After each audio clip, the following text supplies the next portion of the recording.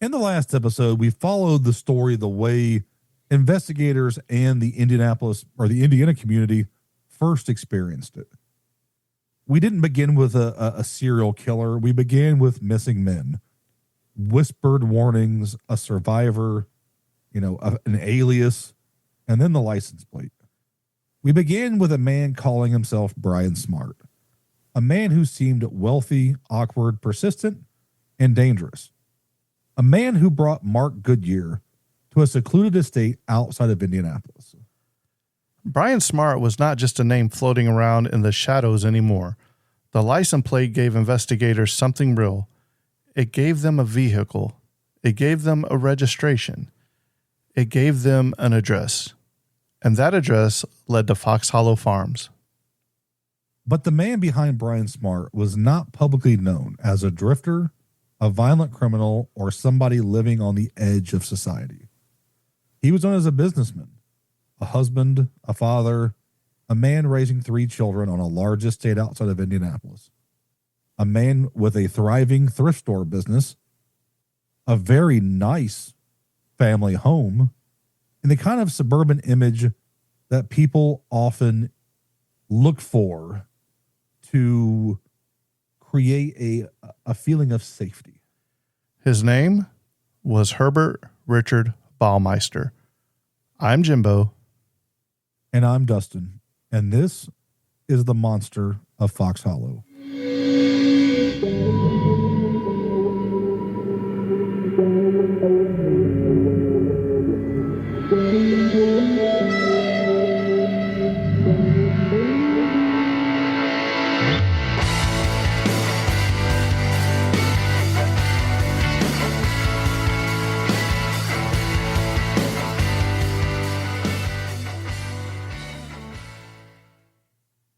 And so, this is where we begin. Not in the woods, not with national headlines, but a man that stood behind an alias. Because before Fox Hollow Farm became a crime scene, it was somebody's home.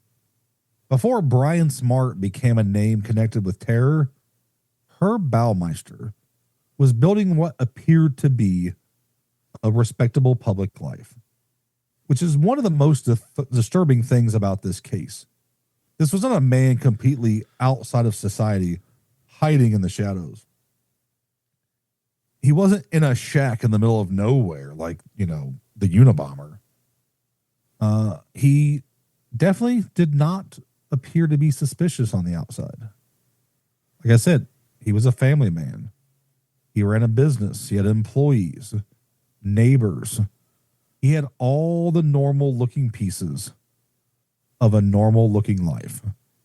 And that normal looking life is what makes this story so unsettling. Herbert Richard Baumeister was born on April 7th, 1947 in Indianapolis, Indiana. He grew up in a family that, from the outside, appeared stable, educated, and successful. His father was a physician. The family had social respectability. There was nothing about that background that would make people look at the young Herb Baumeister and automatically imagine the future that would be tied to Fox Hollow Farm. But people who knew him later described him as strange, awkward, and disturbing in ways that went beyond ordinary teenage weirdness. And we need to be careful here because a lot of early life stories in a true crime story, they come from people looking backwards, after the horror is already known to us, the listeners today. Their memories are sharpened, then the rumors start growing.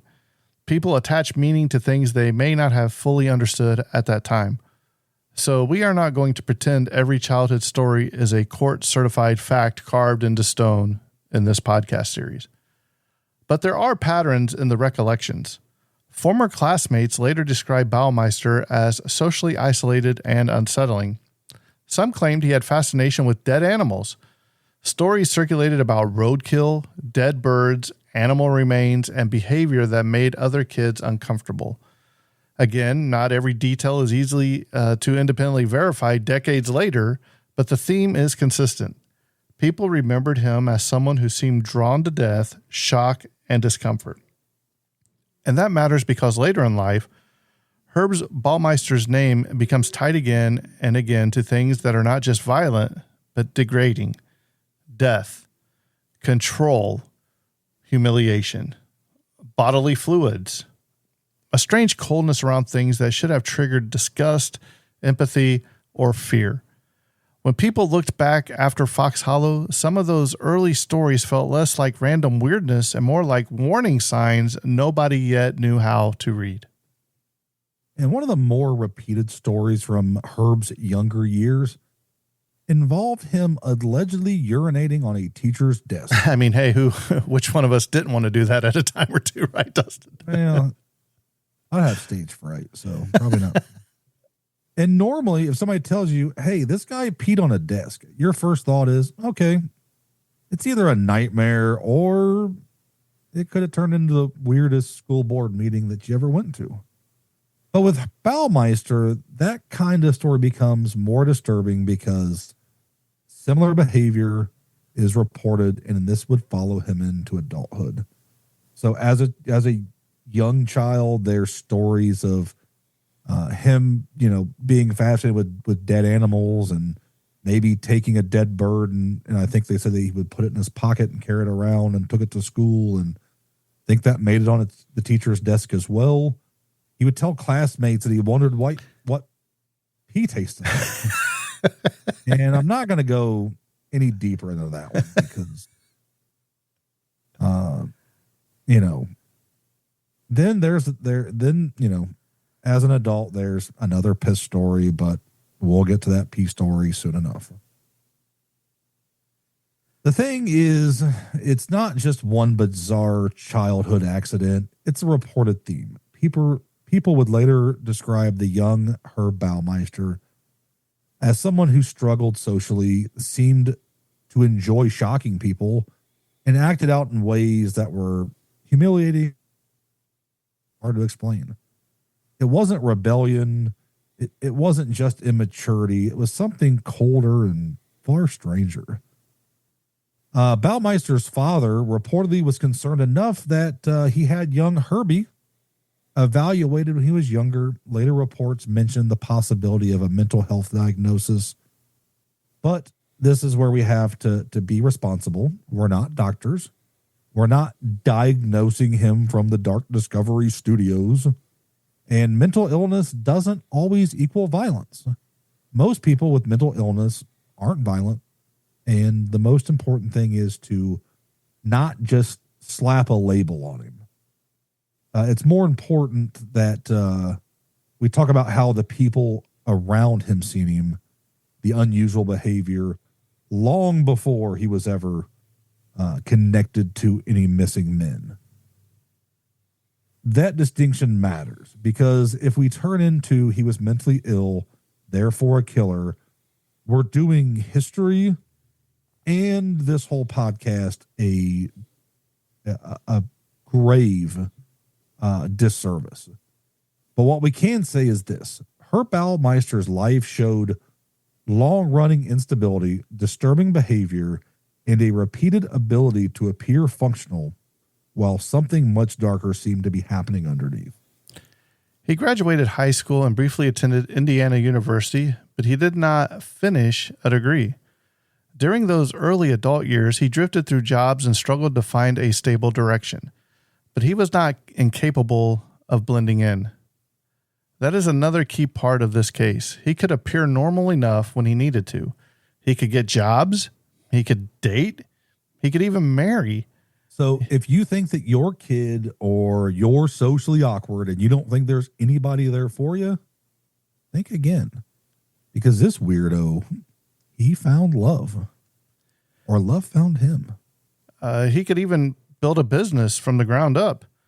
He could speak to people in a way that did not immediately make them run for the nearest exit. In 1971, Herb found the love of his life and married Juliana Sater, often referred to in news coverage as Julie. Together, they would have 3 children, and from the outside, the marriage became part of the image that helped stabilize him publicly. Husband, father, provider, conservative family man, a person who looked like he belonged in the respectable version of Indianapolis suburban life. That public image is important because people often misunderstood how double lives work. They imagine the mask has to be perfect, when in reality it does not. It just has to be good enough. Herb did not have to convince everyone he was charming. Just got to convince one person. He did not have to be the life of the party. He only had to seem normal enough that when something felt off, people could explain it away as eccentric, stressed, awkward, moody, or just old Herb being Herb. Before he became known as a thrift store owner, Herb worked for the Indiana Bureau of Motor Vehicles. Hey. And that is where some of the bizarre behavior from earlier in life reportedly resurfaced in a professional setting.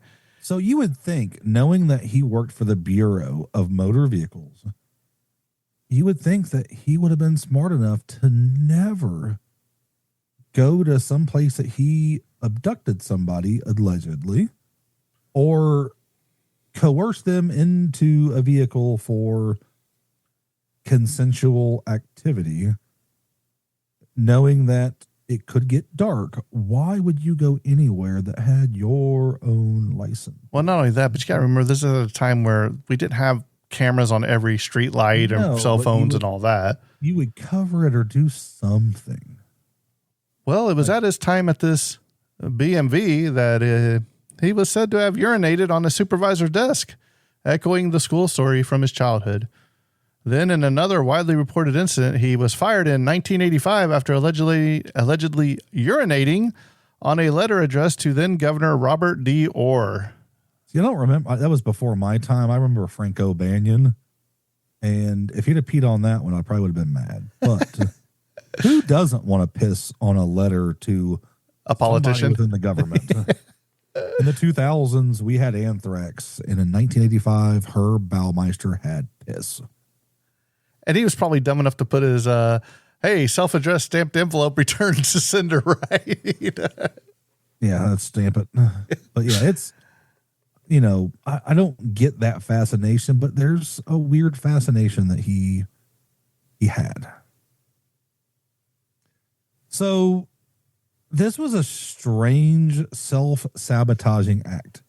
It wasn't just inappropriate, it was reckless.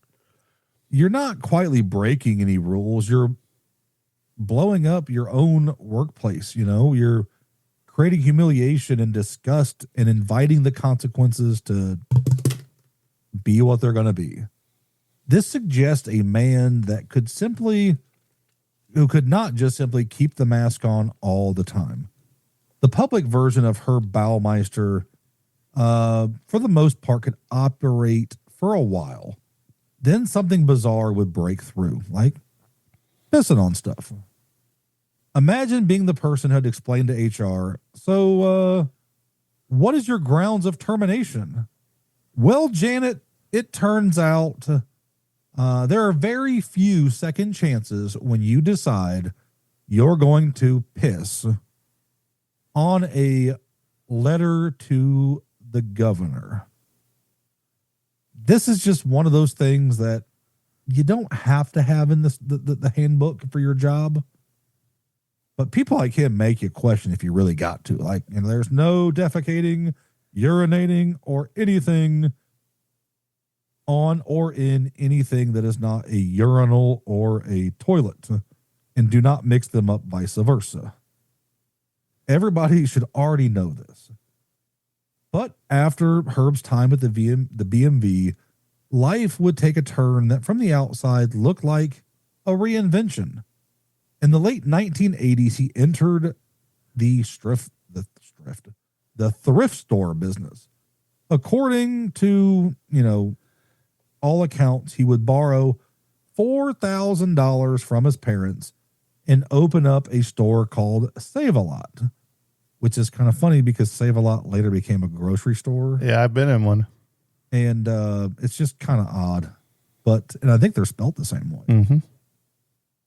And the first store did really well. It was clean, it was organized, and successful enough to change the way people saw him.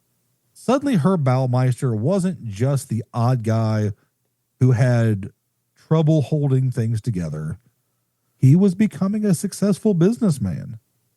And the business mattered. It gave him credibility. It gave him some status within the community. It gave him a way to present himself as a success. Customers saw a store owner. Employees saw him as a boss. Neighbors saw him as a provider, and his wife and children were living inside of, this fairy tale life. Save-A-Lot wasn't just a business. It started to become a part of the mask. And I don't think I got too deep into this in the story, but there's some talk and some rumors that we will probably get into later that around this time was the I-70 Strangler. That case was going on, and Herb would have business dealings where he would go back and forth over to Ohio and back along I-70.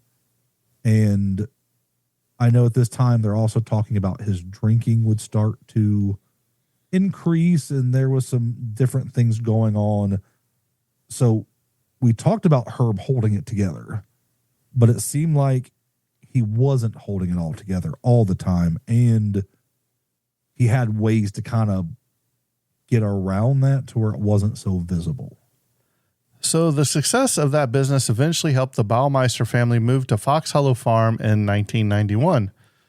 The property sat on roughly 18 acres in Westfield, Indiana, outside Indianapolis.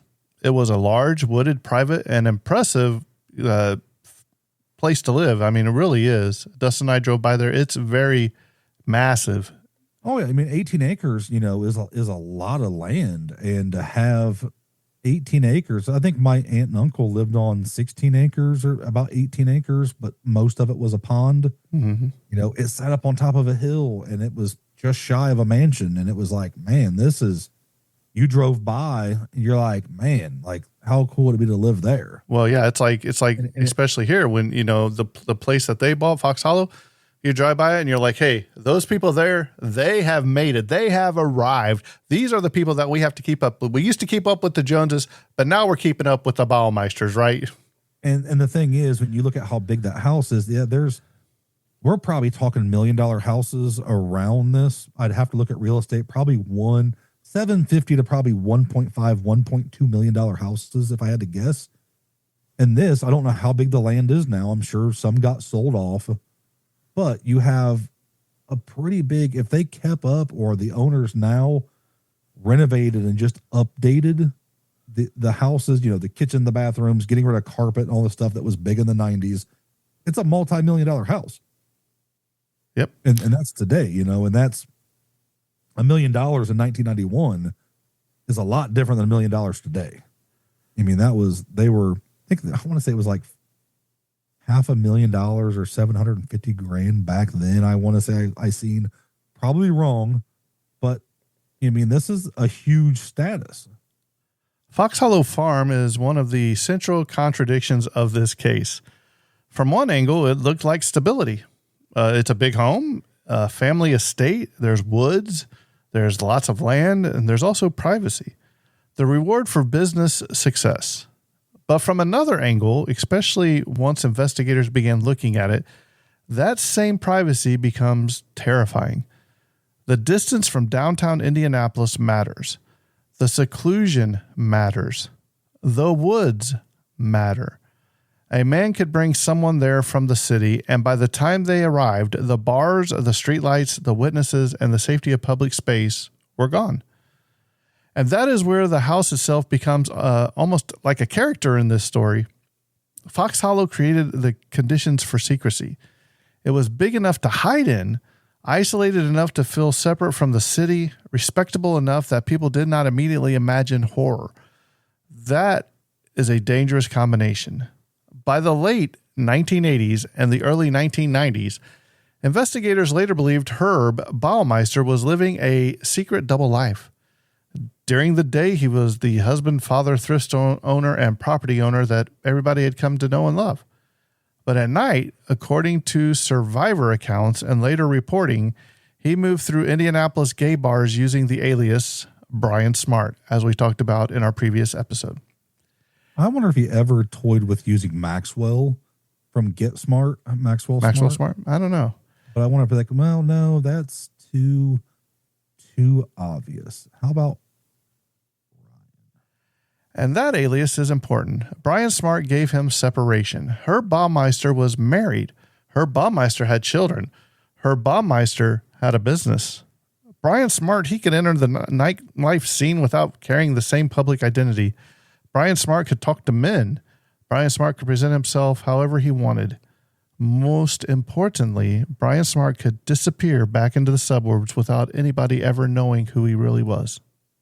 So Herb Baumeister had all that stuff. You know what Brian Smart had?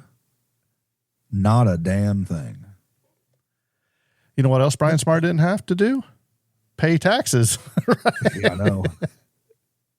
The name given, the name gave him a wall between these two lives.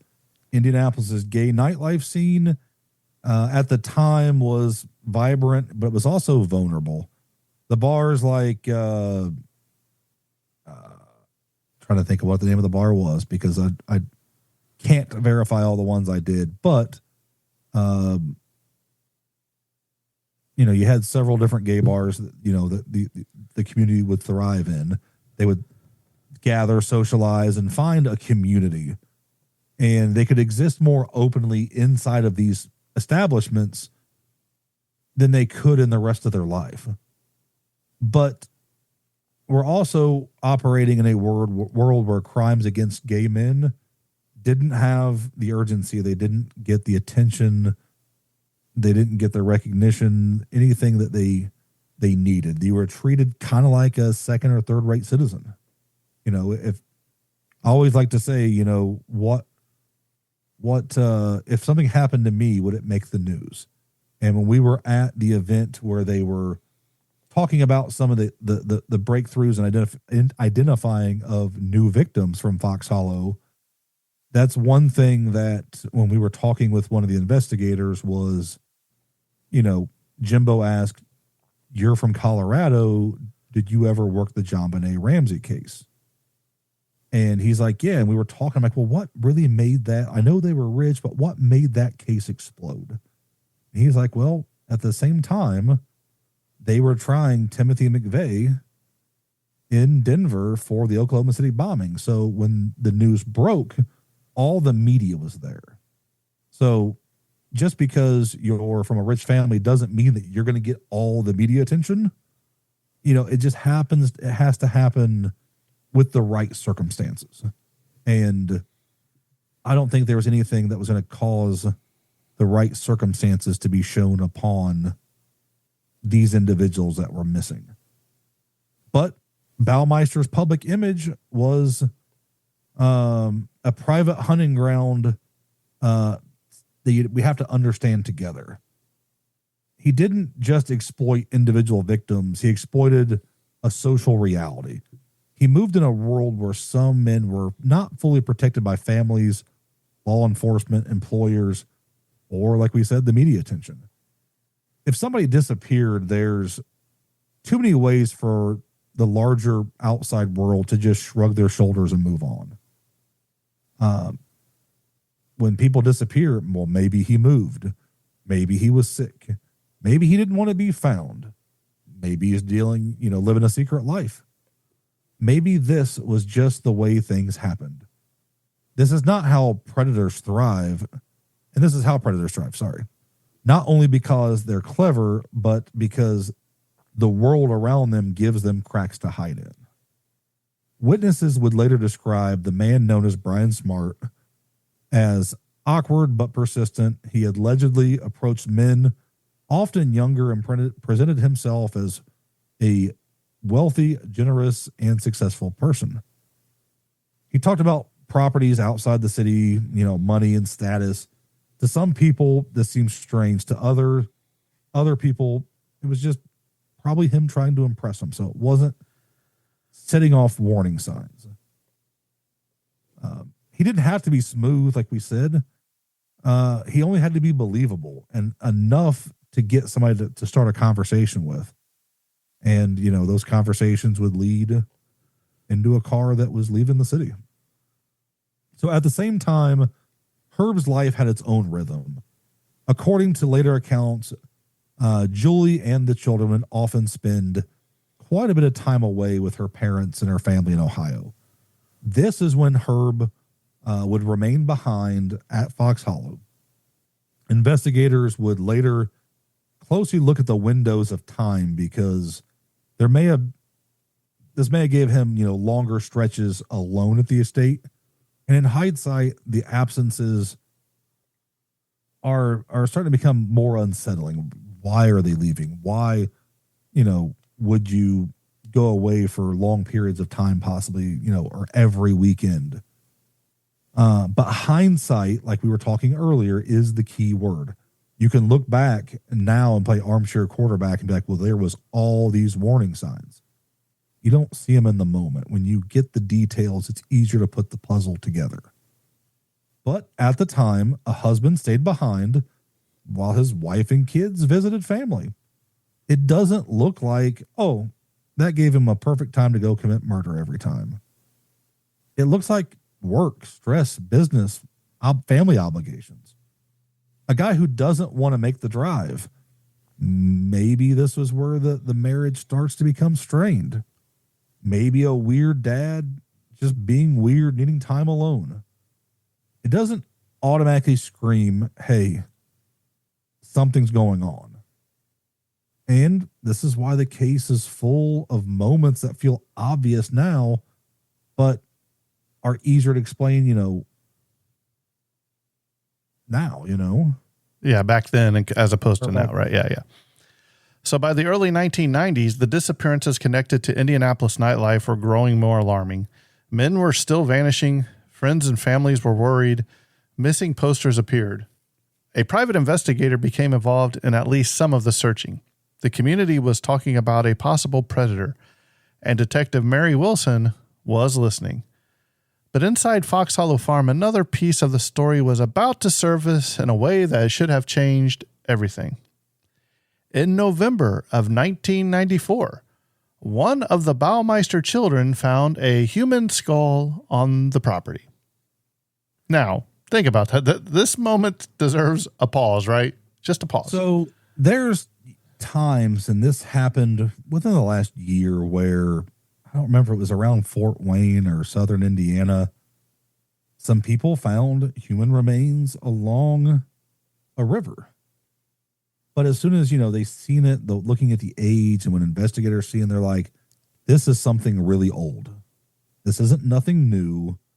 And, there could be plausible reasons, but still, if I told my wife came to me and said there's a skull in our backyard, I think she would probably agree with me. And I said it's maybe something else, and she would probably go behind me and start talking to people, not hide it. Right. So think about that. A child finds a skull in the woods behind the family home. It's not a rumor. There's not a strange feeling. Not a witness trying to describe a dark drive from downtown Indianapolis. It's a skull. Human remains right there on the land of Fox Hollow Farm. But in typical Herb fashion. Wait, we'll get there. Okay. We'll know what he says it was, right? So when Julie confronts Herb, he reportedly explained that, hey, this skull that our child found, came from an old medical skeleton that belonged to my father. And back, the old stuff, a lot of times they were actually human skulls. If you listen to right, our my episode about one H.H. Holmes, they were actual human skeletons. Yep. And again, that explanation is also disturbing, but it was not completely impossible on its face. His father probably got in the garage and drug it out. No, his father had been a doctor, right? Yeah. And medical skeletons, they were a thing, as we've discovered. They did exist. Real life human skeletons were used, especially in I think it was the University of Michigan where H.H. Holmes had his, right? Yeah. Grave robbing. Families sometimes they store strange objects away for older generations. But my Your dad's not question here no more. What do you want to do with this skull? Ah, we could use it for Halloween. My question has always been, well, where's the rest of the skeleton then? Right? If you show me where you found this skull. Okay. Well, where's the rest of it? I want to say that I read something or heard something that he tried to say that it was his dad's and he just buried it to get rid of it, is I think kind of one of the stories. So for now, that explanation's going to work, right? At least for the moment. Police were not immediately called. The land was not searched at this time. The skull was not treated as the beginning of a homicide investigation. And when you know what investigators later found out, that moment becomes almost unbearable to think about. But it's one of those, did Julie start thinking that there's something wrong? Was this what really... the dots starting to connect. Is that what you're saying? Yeah, because you're going to believe your husband, I think, to a certain point, because these kind of people live a double life and they make it so convincing. But I know if you're head over heels in love with somebody, you overlook things, but can you really overlook that and be like, well, that was this? Well, I mean, it could be different too, but think about it. She could be like, oh yeah, your dad did give us that skeleton to hang on to. You know, it could have been possible, right? I just don't know, like, when you have to stop believing, you know, almost like I hate to, the family is one of the victims here as well. Absolutely. You can't persecute the family for what the father did. They have no clue. And I don't want to be like, well, is she dim? Did she not see this? There's a lot of things going on that you just can't always react. And she's probably in fear. Right. Like, I don't know how you wouldn't be. So meanwhile, the survivor account from good old Mark Goodyear, right, was still pressing against the investigation. Mark had described Brian Smart. He described the drive to the house. He described the house and what was inside of it, what it looked like. He described the pool. He described the mannequin surrounding the pool, the strangulation attempt. Then he saw Brian Smart again and got the license plate. That license plate led investigators to Herb Baumeister and Fox Hollow Farm. Pieces are slowly, even though they're not being connected yet, they are, it's like kinetic sand. They're starting to draw together. So now that police, you know, they had somebody talking, and they're on Julie about searching Fox Hollow Farm, and things are starting to pile up. And the marriage, I think this is probably a big thing that she probably tossed and turned at night, you know, with like, they're wanting to investigate. We found this. She has to be putting the clues together. But now that legal wall of them wanting to come search because of the accounts of Mark Goodyear, Julie finally says, in late 1995 that it may be getting closer time, but it's one of those. They didn't have a search warrant. They're really pressuring her to search Fox Hollow. It's reported that Detective Mary Wilson and her lieutenant would meet Julie at the Save-A-Lot store in December of 95 and seek permission to search Fox Hollow. Like we said, Julie refused, reporting saying that her attorney advised against it.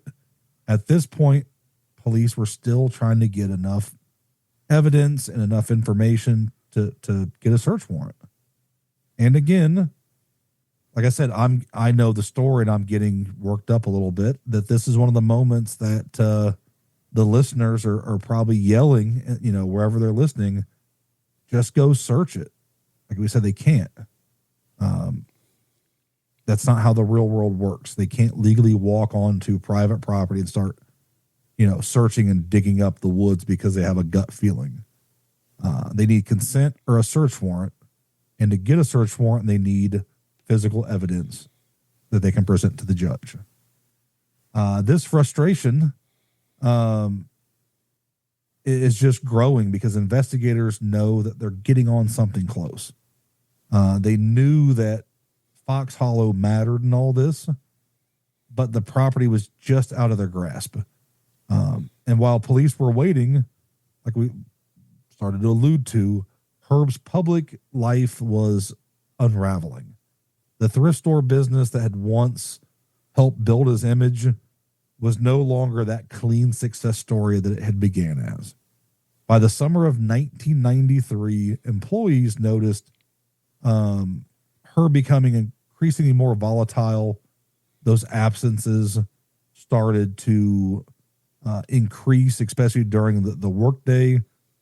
Financial strain and like maybe some hints of lawsuits for non-payment of services started to hurt the business.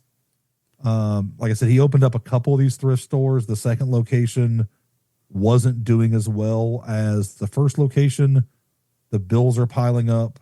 The pressure is building. Can you imagine, though, if the police would have went to like one of the children and said, hey, do you mind if we take a look in your woods? And they're like, sure, come on back. Right? But I think you might have to be the homeowners in that, right? I'm wanting to like break this wide open, but it's not my part. So I do apologize to the listeners for making that last section a little bit clunky because I want to really get into what Jimbo's going to talk about. Uh-oh. And when a man's whole mask is built on being successful, stable, and in control, financial failure can become more than money trouble. It becomes an identity collapse. Herb's business was not just about income. It was proof that he had made himself into someone respectable. He went from a pisser to a non-pisser. When that began falling apart, the public version of Herb Baumeister started cracking. His marriage was also deteriorating. Julie was dealing with a husband whose behavior had become increasingly difficult to explain. There were business problems, emotional distance, suspicion, and the shadow of that skull that was discovered. Investigators had already asked questions. The family image was no longer holding. On January 4th, 1996, Julie filed for divorce. That date matters because it marks a major shift in this investigation. The family structure that helped shield Fox Hollow was breaking apart at the seams. The wife and children were separating from the man at the center of the investigation. The property was no longer protected in the same way by the appearance of a normal family life. And sometimes in an investigation, the break does not come from a detective kicking in a door. It comes from a marriage ending. It comes from one person in the house finally being ready to talk. It comes from the mask losing one of the people who helped hold it into place without realizing what it was hiding. By early June 1996, Julie told investigators about the skull her son had found on the property, and that changed everything. Because now, the police were not only dealing with a survivor account and missing men, they had information about human remains found at Fox Hollow itself. That was the missing bridge. The survivor had pointed toward the property. The license plate had identified the property owner, but the skull gave the investigators something physically tied to the land. And on June 24th, 1996, while Herb was away, Julie finally agreed to let investigators search Fox Hollow Farm. I want to add a side note. I probably should have talked about this earlier, but the Baummeisters had 3 children. And interviews, from what I understand, is Julie would go along and talk to him after, all this starts to blow up, that her and her husband only had relations 6 times in their entire marriage. That to me seems like a warning sign. That doesn't seem normal or natural. I'm not saying what the normal natural number is. Every relationship is different. But there was just, I can see how she would wait and believe, because he was a different individual. I mean, he wasn't, your typical man's man. And there's nothing wrong with that. But there's lots of these small pieces. Like you said, we're looking back now and you're like, this should have been a warning sign, and this should be a warning sign, and you get a skull, and you get a missing person. It's easy to look back. Now, off of my tangent and back to the story. The moment police had been waiting for has finally started to present itself. We're not getting into any type of full excavation yet. Not the entire, bone field as we would later know, but it's the moment the property starts to finally open up. For years, the farm had been protected by the privacy, the legal limits. Now investigators are able to walk on the land and start investigating. Detective Mary Wilson and the Hamilton County investigators, they would go to the property. Julie took them towards the area where the skull had been found. At first, the search was limited. They were not yet walking into the woods knowing they were going to uncover one of the most disturbing crime scenes. I'm not going to say just in Indiana, but maybe in the world. They were following a trail where the skull was found. A survivor, they were, listening to his accounts and trying to figure out how this all fits together with all these disappearances. And on the walk, investigators began to find more bone fragments, teeth, evidence that a skull had not just been some strange leftover from a medical skeleton story, evidence that Fox Hollow Farm was not just suspicious, it was an active crime scene. And this is where that mask finally comes off in front of everybody. Because up to this point, Herb Baumeister had lived inside contradictions, strange but respectable, awkward but successful, married but secretly using aliases for, his romps around, town.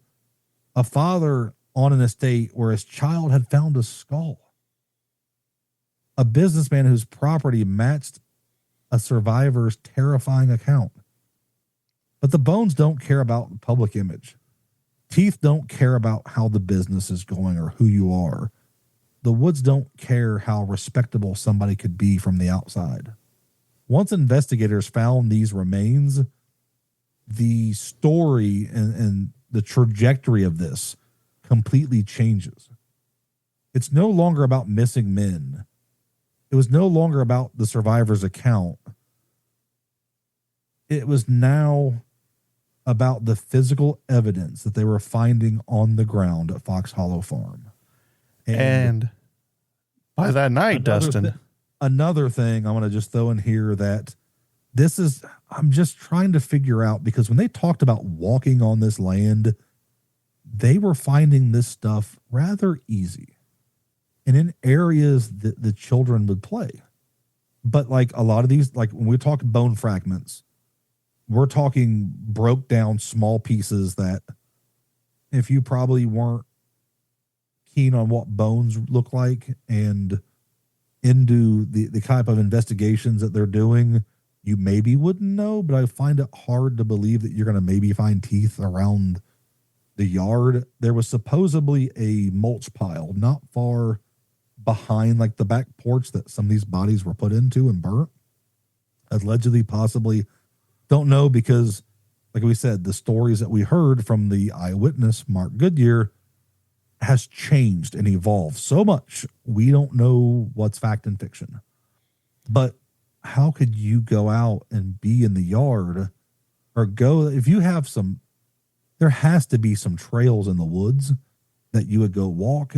I got a friend who lives on a pretty good size of land that's got some paths and some, a creek that runs through that's got cascading waterfalls, and it goes into a bigger creek and river and lots of woods. They enjoy the property and going walking down the trails and enjoying it. 18 acres, you're telling me she's not going out? It just, maybe it's all fear. There's so many questions, and we're going to talk about these, but I just got to bring it up.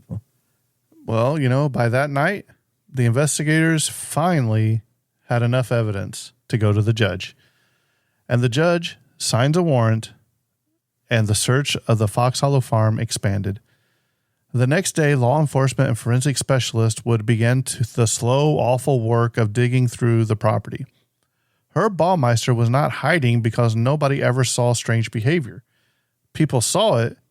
Classmates saw it. Co-workers even saw it. Employees saw instability. His wife saw a marriage falling apart. The community saw men disappearing. A survivor saw the inside of the house and lived to describe it. His own child found a skull. The problem was that every piece had an explanation just strong enough to delay the truth. He is just odd. Maybe he's just stressed. Maybe he's just a struggling businessman. The skull, of course, is just a medical skeleton. The missing men, maybe they just skipped town. Maybe they left town under their own accord. The survivor story sounds too strange to be true. That property cannot be searched yet. The public image does not match the accusation. That is how this kind of horror survives. Not always in total darkness, but in partial explanation. In people not wanting to believe the worst, in laws that require more than suspicion, and social bias that makes some victims easier to ignore. And a mask that does not have to be perfect, only believable enough. And Fox Hollow Farm was believable enough for years. Well, that was until June 24th, 1996, when Julie led investigators onto the property. And another little side tangent I'm going to go down real fast is we meant to pull up a news article from I think it was WTHR, one of the local news stations. Jimbo, through the magic of post-production, could possibly insert this somewhere.